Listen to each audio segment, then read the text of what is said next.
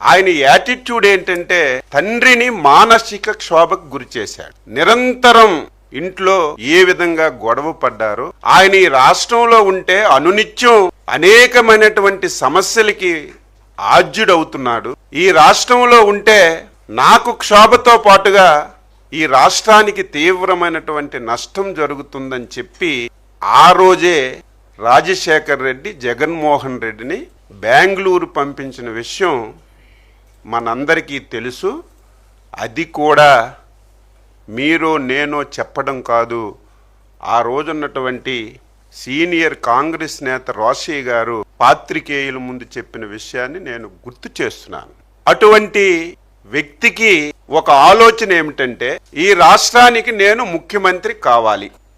ముఖ్యమంత్రి కావాలంటే అంత ఈజీగా కాదు. రాజశేఖర్ రెడ్డి గారు ఉంటే అది జరిగినటువంటి పని కాదు. 2009లో మళ్ళీ ఎలక్షన్లో రాజశేఖర్ రెడ్డి ముఖ్యమంత్రి అయ్యాడు.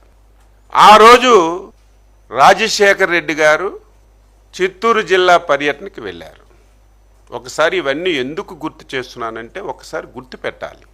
చిత్తూరు జిల్లా పర్యటనకి వెళ్ళేటప్పుడు హెలికాప్టర్ మిస్ అయ్యిందని చెప్పి అందరం ఆందోళన చెందుతున్నాం.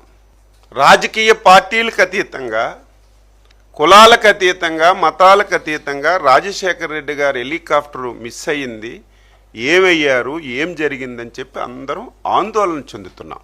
ఈవెన్ మా పార్టీ అధ్యక్షులు కూడా చంద్రబాబు నాయుడు గారు ప్రత్యేకమైనటువంటి టెలికాన్ఫరెన్స్ తీసుకొని మీరు కూడా అన్వేషించండి, ఎక్కడైనా సరే సమాచారం దొరుకుతుందా, ఎక్కడైనా ఏమైనా ఇన్సిడెంట్ జరిగిందని చెప్పి చంద్రబాబు నాయుడు గారు కూడా ఆందోళన చెంది ఆయన యొక్క ఆసూకీ గురించి ఏ విధంగా ఆందోళన చెందామో ఇక్కడ చాలామంది పాత్రికేయులు ఉండుంటారు, చాలామందికి ఈ విషయం తెలుసుంటుంది.